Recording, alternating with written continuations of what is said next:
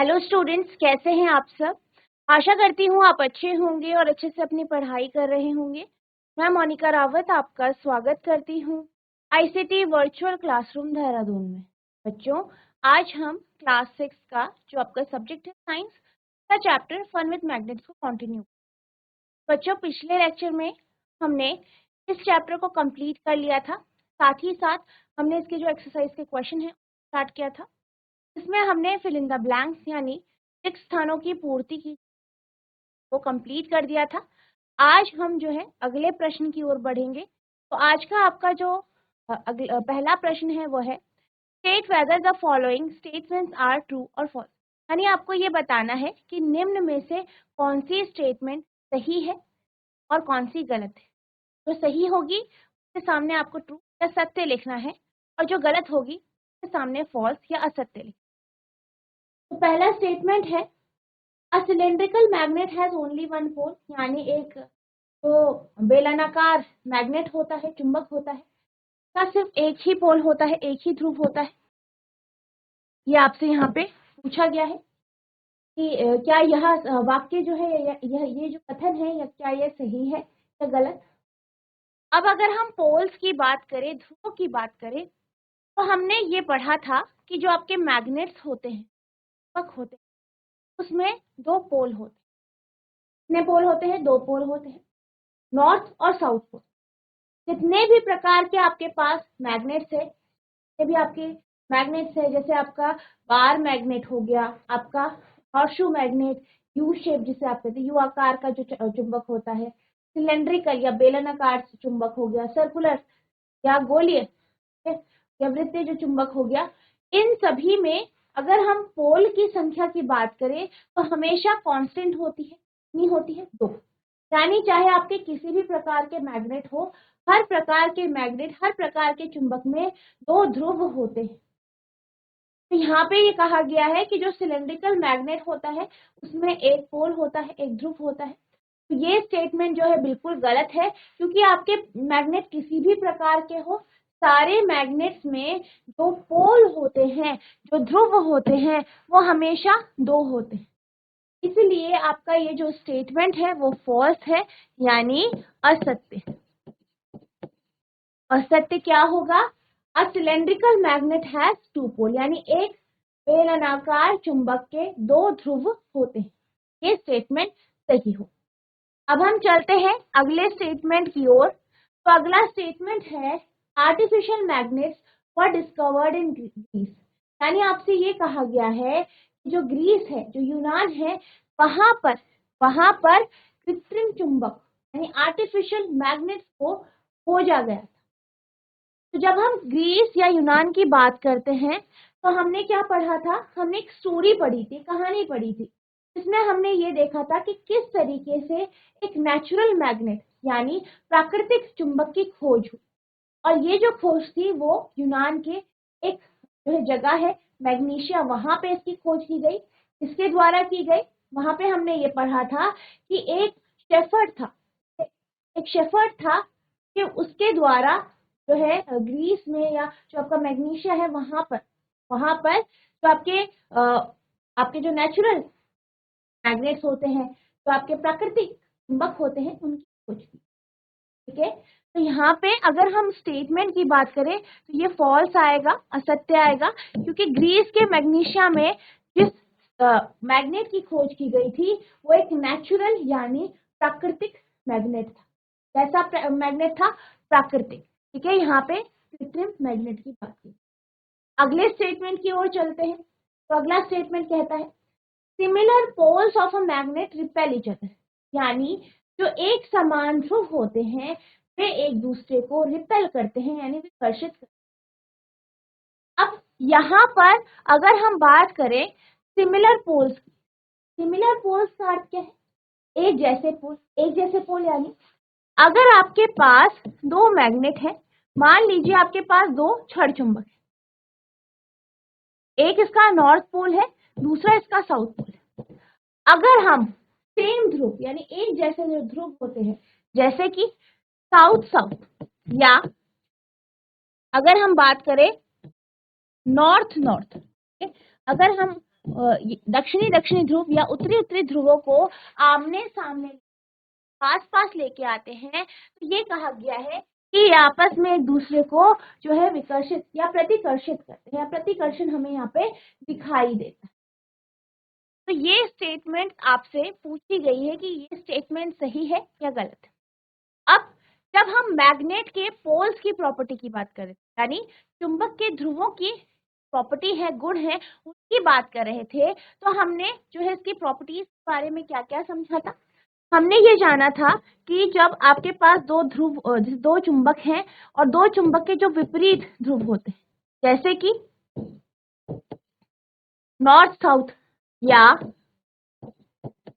South north, ठीक है, south north यानी एक का साउथ दूसरे का नॉर्थ, या एक का नॉर्थ दूसरे का साउथ, पोल आपस में पास पास लेके लाए जाते हैं, तो ये देखा गया है कि ये जो चुंबक है ये एक दूसरे की ओर आकर्षित होते हैं, यानी एक दूसरे की तरफ जाते हैं, या इनमें आकर्षण या अट्रैक्शन देखा जाता है। वहीं अगर हम दो ऐसे ध्रुव जिनके पोल्स या जिनके जो ध्रुव है, दो ऐसे मैग्नेट जिनके जो दो ध्रुव है सेम है, उनको अगर पास पास लेके आया जाता है, तो ये देखा गया है कि जो आपके मैग्नेट्स हैं वो क्या करते हैं, एक दूसरे से दूर जाते हैं या रिपेल करते हैं। तो यानी यहाँ पे ये कहा गया है कि जो सेम पोल है, यानी नॉर्थ पोल या साउथ पोल को अगर हम पास पास लेके आते हैं, तो यहाँ पे जो है प्रतिकर्षण या रिपल्शन देखने को मिलता है। ये जो स्टेटमेंट है ये बिल्कुल सही है। यहाँ पे आपका आंसर आएगा ट्रू, यानी सत्य। ठीक है, अब हम चलते हैं अगली स्टेटमेंट की ओर। अगला स्टेटमेंट है maximum iron filling stick in the middle of a bar magnet when it is bought near the, यानी ये कहा गया है कि जो ज्यादातर आयरन फिलिंग्स होती, ज्यादातर जो आपके लोहे का जो बूरा है या लोहे का जो चूरा होता है, बेसिकली बुरादा जो होता है, वो एक छड़ चुंबक के बीच वाले हिस्से में चिपक, यानी क्या कहा गया, मान लीजिए आपके पास एक छड़ चुंबक है, ठीक है, ये आपका क्या है, एक छड़ चुंबक है, ये इसका नॉर्थ पोल है और ये इसका साउथ पोल है। अब हमने क्या किया, हमने जो है इसके चारों तरफ जो है, या इसको हमने क्या किया, एक ऐसे बर्तन में रख दिया जिसमें क्या थी, आयरन फिलिंग, यानी लोहे का बुरादा या लोहे का जो चूरा। अब उसमें रखा, थोड़ी देर उसमें रखा हमने इसे, उसके अंदर डिप कर दिया, डुबो दिया, और फिर बाहर निकाला। तो इसमें स्टेटमेंट में कहा गया है कि ऐसे कंडीशन में जो इसका बीच का हिस्सा यानी ये वाला हिस्सा है, यहाँ पे आपको आयरन फिलिंग ज्यादा चिपकी हुई मिलती है। क्या ये कथन सही है? अब जब हम इसका चैप्टर पढ़ रहे थे, उसमें हमने कुछ एक्टिविटीज देखी थी, कुछ आपकी जो एक्टिविटीज क्रियाकलाप देखे थे, जिसमें हम जो है मैग्नेट के स्ट्रेंथ की बात कर रहे थे, यानी मैग्नेट की जो मैग्नेटिक स्ट्रेंथ है, चुंबकीय जो उसका शक्ति है, उसकी हम बात कर रहे थे। तो हमने क्या करा था, हमने मैग्नेट लिया था, बार मैग्नेट, और उसे हमने क्या किया था, एक जो है आपके आयरन फिलिंग से मिला हुआ एक जो है आपकी रेत थी, उसमें डुबोया, उसे बाहर निकाला। तो हमने क्या देखा था कि जो आयरन फिलिंग्स है वो पोल्स में आपको ज्यादा दिखाई दे रही थी, यानी यहाँ पे आपकी जो आयरन फिलिंग्स है वो बहुत ज्यादा थी इस हिस्से में। वहीं अगर हम बीच के हिस्से की बात करें, यहाँ पर भी आयरन फिलिंग्स थी, लेकिन वो बहुत कम क्वांटिटी में थी, यानी उनकी मात्रा काफी कम, ठीक है, उनकी मात्रा काफी क्या थी, कम। ऐसे हमने देखा, यानी क्या हमने इससे ऑब्जर्व किया था, क्या निष्कर्ष निकाला था कि जो मैग्नेट के ध्रुव होते हैं, चुंबक के जो ध्रुव होते हैं, वो कैसे होते हैं, वहां पे मैग्नेटिक स्ट्रेंथ ज्यादा होती है, यानी वहां पे अगर हम चुंबकत्व की बात करें तो अत्यधिक कहाँ पे होती है, पोल्स पे होती है। वहीं बीच के हिस्से में होती है लेकिन कम हो। तो अगर हम इस स्टेटमेंट की बात करें तो यहाँ पे क्या कहा गया है कि जो बीच का हिस्सा है वहां पे सबसे ज्यादा आयरन फिलिंग्स है, सबसे ज्यादा लोहे का जो बुरादा है वो चिपका होता है। ये जो स्टेटमेंट है ये गलत है, यानी इसका आंसर होगा फॉल्स, यानी असत्य। तो ये क्या हो जाएगा आपका, असत्य। ठीक है, फॉल्स। क्यों होगा फॉल्स? क्योंकि सबसे ज्यादा आयरन फिट नॉर्थ और साउथ पोल यानी उत्तरी और दक्षिणी ध्रुव पे चिपकती है, और ऐसा इसलिए होता है क्योंकि वहां पे चुंबकत्व अत्यधिक होता। आई होप आपको ये सारे स्टेट समझ में आए होंगे। अब हम चलते हैं अगले प्रश्न की। आपको इसे साथ साथ नोट करते रहना है। अगला प्रश्न है, बार magnets always point towards north south direction. यानी ये कहा गया है कि जो आपका बार मैग्नेट होता है, जो आपका क्षण चुंबक होता है, वो हमेशा नॉर्थ साउथ डायरेक्शन में अलाइन होता है या नॉर्थ साउथ डायरेक्शन में पॉइंट करता है, यानी नॉर्थ साउथ डायरेक्शन को इंगित करता है। अब इस स्टेटमेंट को, ये स्टेटमेंट सही है या नहीं, इसको जानने के लिए हम एक कॉन्सेप्ट के ऊपर चलेंगे। यहाँ पे हमने एक एक्टिविटी पढ़ी थी। क्या था वो? हमने क्या किया था, एक बार मैग्नेट लिया था और उसे एक जो है लटका दिया था क्लैंप में। एक क्लैंप था, उससे हमने उसे लटका दिया। फिर क्या हुआ था? फिर हमने ये देखा था कि जब आपका मैग्नेट जो है इक्विलिब्रियम पोजीशन में आता है या फाइनल पोजीशन में या रेस्ट में आता है, तो वो नॉर्थ साउथ डायरेक्शन में आपका क्या हो जाता है, आपका अलाइन हो जाता है। यानी हम ये कह सकते हैं कि जो आपका मैग्नेट होता है, इसके माध्यम से हम नॉर्थ साउथ डायरेक्शन को जान सकते हैं। ये जान सकते हैं कि नॉर्थ दिशा या उत्तर दिशा किधर है और दक्षिण दिशा किधर। इसी प्रॉपर्टी का जो है यूज सेलर्स या जो आपके यात्री हुआ करते थे, यात्री होते थे जो ट्रैवल करते थे, यात्रा करते थे, वो इसका यूज करते थे मैग्नेटिक कंपास में, के कंपास में। इसे लटका के, स्वतंत्र रूप से लटका के दिशाओं के बारे में जानते थे, सही दिशा में जा रहे हैं या नहीं। तो अगर हम बार मैग्नेट करें तो जो बार मैग्नेट या क्षण चुंबक होता है, वह हमेशा जो है नॉर्थ साउथ डायरेक्शन में पॉइंट करता है। तो ये जो स्टेटमेंट है बिल्कुल सही है, यानी ट्रू है, यानी सत्य है। ये आपका यहाँ पे हो जाए। अगले स्टेटमेंट की ओर चलते हैं। अगला स्टेटमेंट क्या कहता है?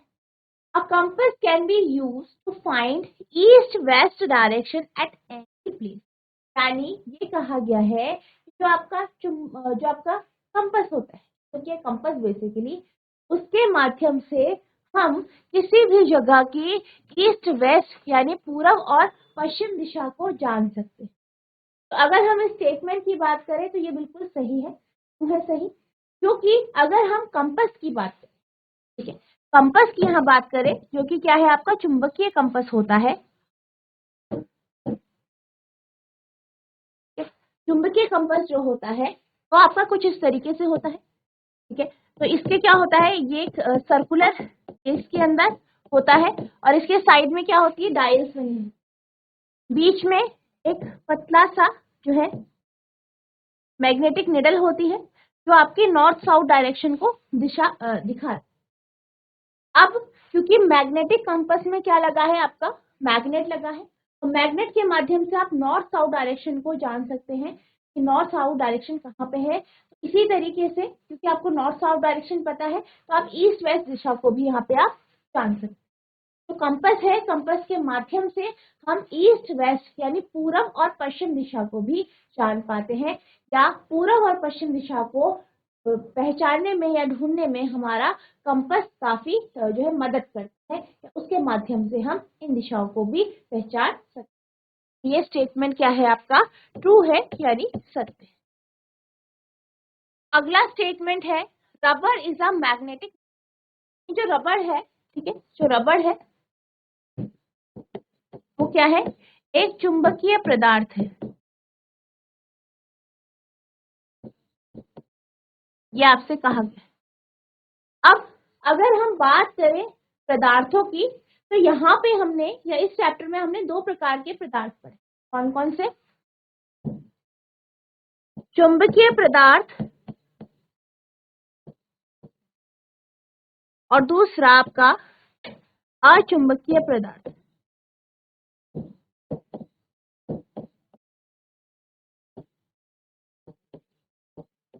यानी मैग्नेटिक मटेरियल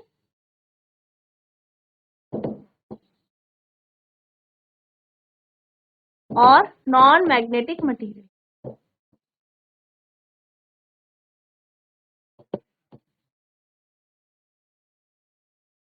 मैग्नेटिक और नॉन मैग्नेटिक मटेरियल। अब अगर हम चुंबकीय पदार्थ की बात करें तो चुंबकीय पदार्थ कौन से पदार्थ होते हैं? वह पदार्थ जो आपका जो है चुंबक की ओर आकर्षित, ऐसे पदार्थ जो चुंबक की ओर आकर्षित होते हैं, तो चुंबक की ओर अट्रैक्ट होते हैं, उन्हीं को हम चुंबकीय पदार्थ कहते हैं।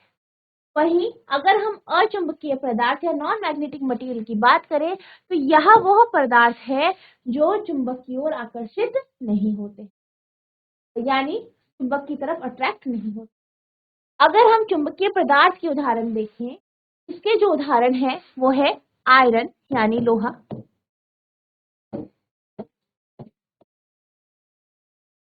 क्या है इसके उदाहरण? लोहा यानी आयरन। आपका निकल हो गया, कोबाल्ट हो गया, तो ये क्या है? इसके उदाहरण है आयरन, निकल और कोबाल्ट। ठीक है। वहीं अगर हम नॉन मैग्नेटिक मटेरियल की बात करें तो इसके बहुत सारे उदाहरण हैं, जैसे कि आपका वुड हो गया यानी लकड़ी, प्लास्टिक हो गया, ठीक है, प्लास्टिक हो गया, आपका कागज हो गया, रबड़ हो गया, आपका जो है कपड़ा हो गया, ये इसके उदाहरण है। तो यहाँ पे ये जो ऐसे पदार्थ है जो कि आपके चुंबक की ओर आकर्षित नहीं होते हैं। वहीं अगर हम लोहा, निकल और कोबाल्ट की बात करें तो ये ऐसे पदार्थ है जो चुंबक की ओर आकर्षित होते हैं, इसलिए इसे हम मैग्नेटिक मटेरियल यानी चुंबकीय पदार्थ कहते हैं, और ये आपके अचुंबकीय पदार्थ। तो अब आपको ये बताना है कि रबड़ जो है वो एक चुंबकीय पदार्थ है।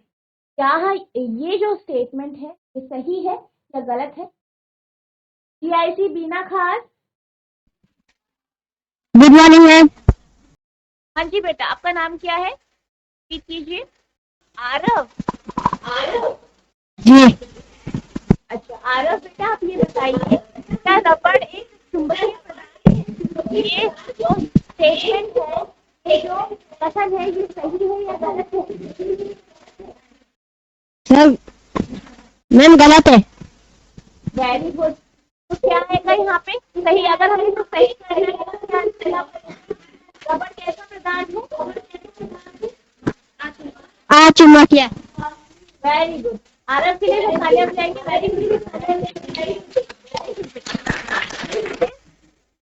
तो यहाँ पे आपका जो आंसर आएगा वो फॉल्स है, क्योंकि रबड़ क्या है, जैसे मैंने अभी आपको बताया, रबड़ क्या है? एक अचुंबकीय पदार्थ है। तो ये जो स्टेटमेंट है वो आपका गलत है, क्योंकि जो रबड़ है वो चुंबक की ओर आकर्षित नहीं होता है। अब हम चलते हैं अगले जो आपका स्टेटमेंट है या आपका जो प्रश्न है उसकी। तो आपका अगला प्रश्न है, it was observe that a pencil sharpener get attracted by both poles of a magnet although its body is made of plastic। यानी यहाँ पे ये कहा गया है कि जो आपका पेंसिल का शार्पनर होता है, पेंसिल का कटर होता है, उस पे क्या होता है, जब हम उस पे मैग्नेट यानी चुंबक के दोनों पोल्स, दोनों ध्रुवों को उसके पास लेके आते हैं, तो ये देखा गया है कि जो ये आपका शार्पनर है, जो आपका ये पेंसिल का कटर है जिससे आप पेंसिल छीलते हैं, वो क्या करता है? उस मैग्नेट की तरफ आकर्षित हो, दोनों पोल की तरफ आकर्षित। जबकि जो आपका पेंसिल का शार्पनर है उसकी जो बॉडी है वो किसकी बनी है? प्लास्टिक की बनी है।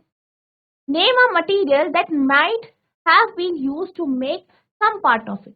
यानी आपको बताना है कि जो ये आपका शार्पनर है या जो कटर है, इसका कौन सा भाग जो है आपका कुछ ऐसे मटेरियल से बना है जो कि आपका जो है जिसके कारण ये चुंबक की ओर आकर्षित हो। यानी क्या कहा गया है? आपके पास एक शार्पनर है, क्या ऐसा ही होता है? आपका कुछ इसी तरीके का आपका शार्पनर होता है। ये आपका मान लीजिए शार्पनर है। अब ये जो शार्पनर है, ठीक है, ये आपका शार्पनर इसी तरीके से होता है कुछ। अब क्या होता है, हम इस शार्पनर के पास मैग्नेट को लेके जाते हैं, चुंबक को लेके जाते हैं। पहले हम क्या करते हैं, इस शार्पनर के पास जो ये कटर होता है जिससे हम पेंसिल छीलते हैं, उसके पास पहले हम साउथ पोल यानी दक्षिणी ध्रुव को लेके जाते हैं। अब क्या देखा गया कि ये जो शार्पनर है ये इस मैग्नेट की ओर अट्रैक्ट हो गया। अब हमने क्या किया, इस मैग्नेट को का जो है पोल बदल दिया, यानी अब हमने साउथ की जगह, दक्षिण ध्रुव की जगह उत्तरी ध्रुव यानी नॉर्थ पोल को इसके सामने हम लेके गए, इसके पास लेके गए। फिर भी क्या हुआ, फिर भी जो आपका शार्पनर है, जो आपका कटर है, वो इसकी ओर आकर्षित हुआ। तो इसका अर्थ ये है कि भले ही इसकी जो बॉडी है या इसका जो ये हिस्सा है वो किसका बना है, प्लास्टिक का बना है। तो आप ये जानते हैं प्लास्टिक क्या है आपका, एक नॉन मैग्नेटिक मटेरियल यानी अचुंबकीय पदार्थ, यानी जो ये हिस्सा है ये तो आपके चुंबक की ओर आकर्षित नहीं होगा, लेकिन इसमें कुछ ऐसा हिस्सा होगा जिसके कारण ये चुंबक की ओर आकर्षित होगा। तो आपको बताना है कि वह हिस्सा कौन सा है और वो किस प्रकार के मटेरियल का बना होगा, प्रकार के पदार्थ का वो बना होगा, ये आपको बताना। जीआईसी बीना खाल, कोई एक बच्चा माइक ले लीजिए। जी, जीआईसी कोटद्वार आप इसका आंसर देंगे कि अगर हमारे पास एक कटर है, ठीक है, शार्पनर जिसे आप बोलते हैं, जिससे आप पेंसिल छीलते हैं, तो जब हम किसी एक चुंबक की तरफ के पास लेके जाते हैं तो ये देखा गया है कि उस चुंबक के दोनों ध्रुवों की तरफ ये जो कटर है या ये जो शार्पनर है वो आकर्षित होता है, अट्रैक्ट होता है। अब हम ये जानते हैं कि जो आपका ये शार्पनर है या कटर है, इसका जो बाहरी हिस्सा है या ये हिस्सा जो है वो प्लास्टिक का बना है, पर इसमें कुछ हिस्सा ऐसा होगा जो ऐसे पदार्थ से बना होगा जो चुंबक की ओर आकर्षित होता है, जिस कारण आपका जो ये कटर है वो चुंबक की ओर आकर्षित हो रहा है, अट्रैक्ट हो रहा है। तो आपको बताना है कि वो पदार्थ कौन सा हो और आपको ये भी बताना है कि वो हिस्सा कौन सा हो। बता सकते हैं क्या? Good morning ma'am. Good morning बेटा, आपका नाम क्या है? प्रांजल सिंह।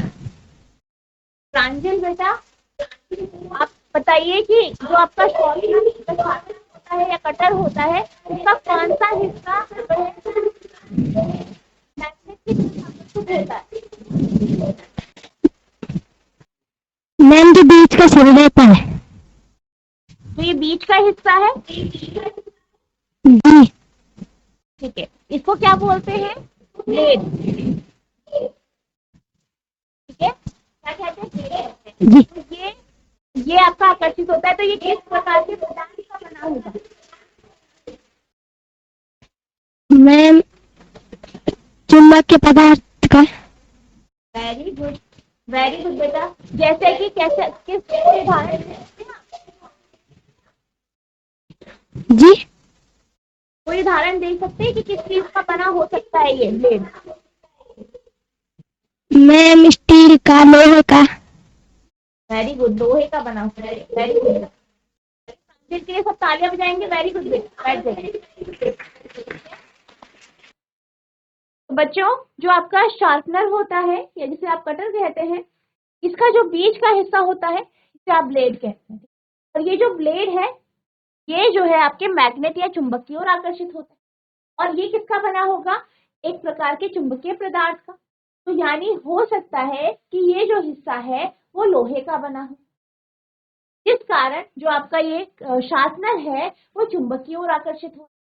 तो आप इसका आंसर लिखेंगे, iron might have been used to make some part of it, यानी इसके कुछ भाग को बनाने में लोहे का उपयोग किया गया होगा।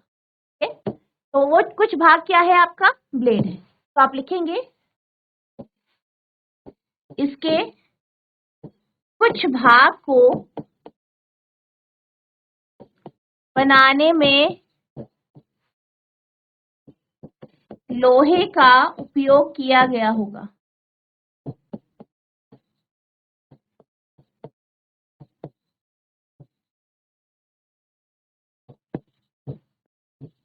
ठीक है, ये आप इसका आंसर यहाँ पे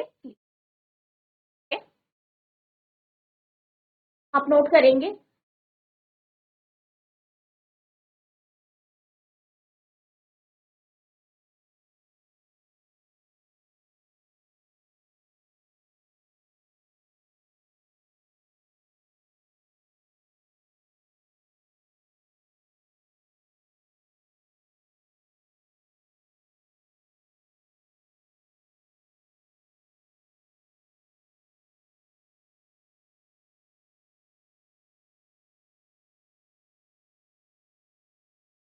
जीआईसी कोटद्वार, अगर आपको कुछ पूछना है तो आप पूछ सकते हैं।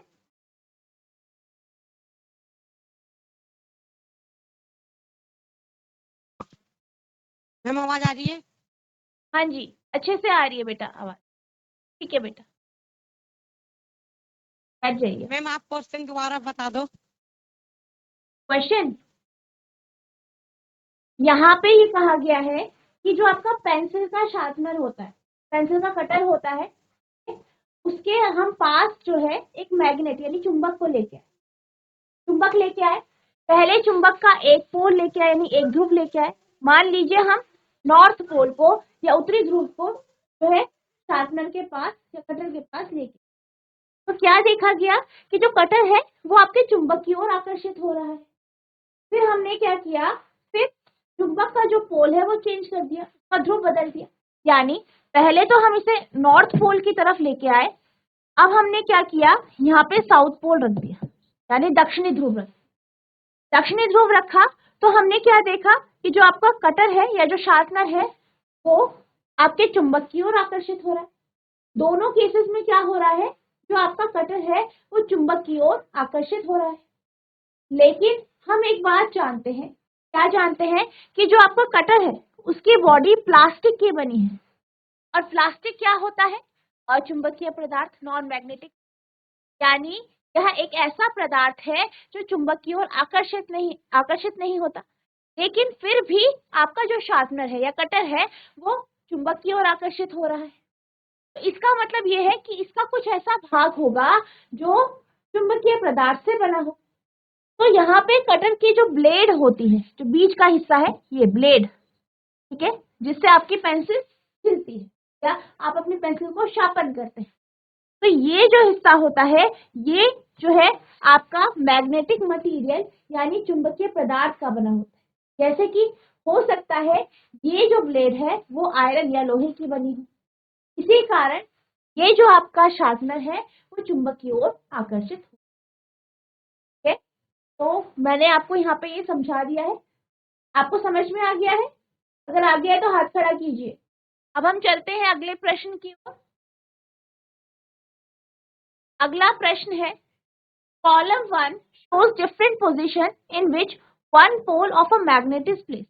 यानी जो आपका कॉलम 1 है, यहाँ पे आपको क्या बताया गया है कि जो आपके मैग्नेट है, जो चुंबक है, उसको किस तरीके से रखा गया है ये आपको बताया।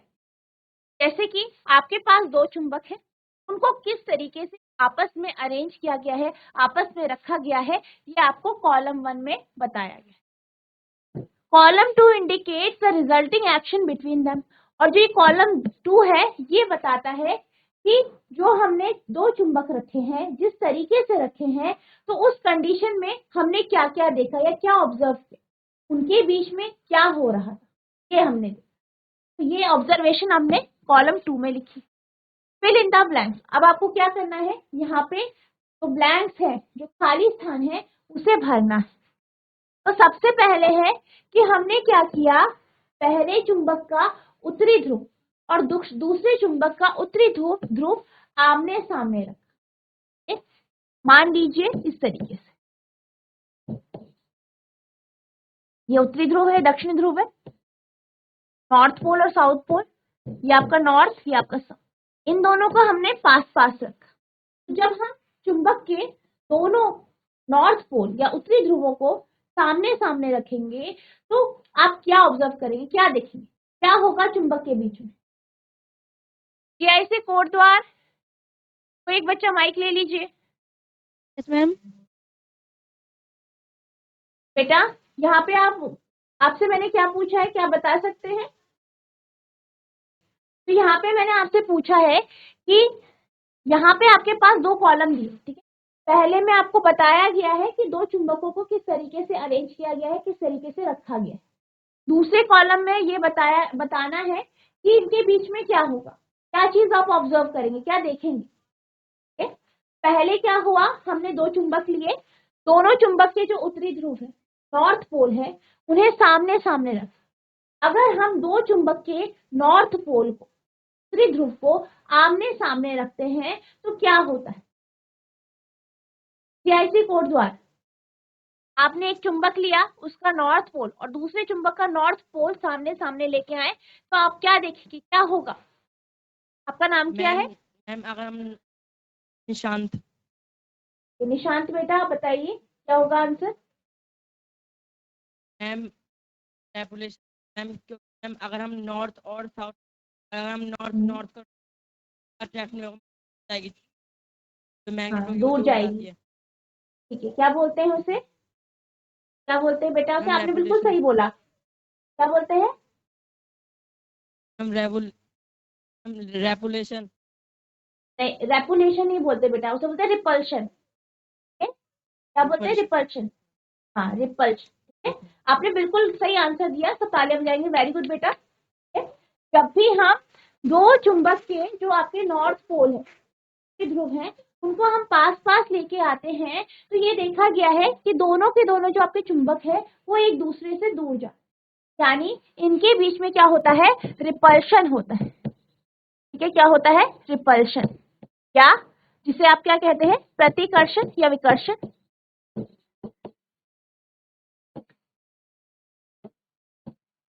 ठीक है, तो इनके बीच में क्या होता है? प्रतिकर्षण, रिपल्शन। अब ये कहां से आया? आपने ये ऑब्जर्व किया है, साथ ही साथ हमने जब हम पढ़ रहे थे चुंबकों के बारे में पढ़ रहे थे, उसके जो ध्रुव है, पोल्स हैं, उनकी प्रॉपर्टीज पढ़ रहे थे, उनके गुण पढ़ रहे थे, तो हमने क्या कहा था कि समान ध्रुव आपस में एक दूसरे को प्रतिकर्षित करते, यानी एक दूसरे से दूर जाते हैं, एक दूसरे को रिपेल करते हैं। तो सेम पोल क्या हो गए? नॉर्थ नॉर्थ, उत्तरी ध्रुव, या दक्षिणी ध्रुव दक्षिण ध्रुव, यानी साउथ साउथ। तो साउथ साउथ के केस में भी यही हो। नेक्स्ट है, नॉर्थ के साथ एक मैग्नेट का नॉर्थ पोल के साथ हम दूसरे मैग्नेट का कौन सा पोल या कौन सा ध्रुव सामने लेके आएंगे कि इनके बीच में अट्रैक्शन यानी आकर्षण होगा। ठीक है, आकर्षण होगा। क्या कहा गया है? एक मैग्नेट है, इसका नॉर्थ पोल दूसरे मैग्नेट के किस पोल के सामने रखेंगे कि दोनों में क्या होगा? अट्रैक्शन यानी आकर्षण या अट्रैक्शन, या जो है एक दूसरे के करीब आए, यानी यहाँ पे अट्रैक्शन का केस। जैसे कोटद्वार बेटा आंसर दीजिए। हाँ जी मैम, जैसे मैम अगर इस अट्रैक्शन हो मैम, ये नॉर्थ और वेरी इधर गुड, मैम नॉर्थ साउथ आएगा। वेरी गुड साउथ बेटा, आएगा। वेरी गुड, सारे जाएंगे। वेरी गुड बेटा, वेरी गुड, वेरी गुड, बैठ जाइए आप। तो यहाँ पे जब आपका नॉर्थ पोल एक मैग्नेट का हमने लिया है, तो उसके सामने अगर साउथ पोल होगा तभी आपका यहाँ पे अट्रैक्शन या आकर्षण होगा। कि हमने क्या पता है, हमने क्या जो है पढ़ा है? हमने ये पढ़ा है जब भी हम जो है अलग अलग ध्रुवों को आमने सामने लाते हैं तो वो एक दूसरे को अट्रैक्ट करते हैं। जैसे नॉर्थ के सामने साउथ लाएंगे या साउथ के सामने नॉर्थ पोल लाएंगे तो वो क्या करेंगे? एक दूसरे को अट्रैक्ट यानी आकर्षित करेंगे। बच्चों, आज हमने जो है इस चैप्टर के कुछ क्वेश्चंस को डिस्कस किया है। आई होप आपको ये सारे क्वेश्चंस समझ में आए होंगे, आपने नोट किया होगा। तो आपको जितना आज पढ़ाया गया है इसे रिवाइज करना है। नेक्स्ट लेक्चर में हम इसके जो आगे के क्वेश्चंस हैं उन्हें कंटिन्यू करना है, और जैसे आपने आज यहाँ पे आंसर दिया है बिल्कुल इसी तरीके से आपको आंसर देते रहे। तो बच्चों, आज के लिए बस इतना ही। मिलते हैं अब नेक्स्ट सेशन में, तब तक के लिए thank you and have a nice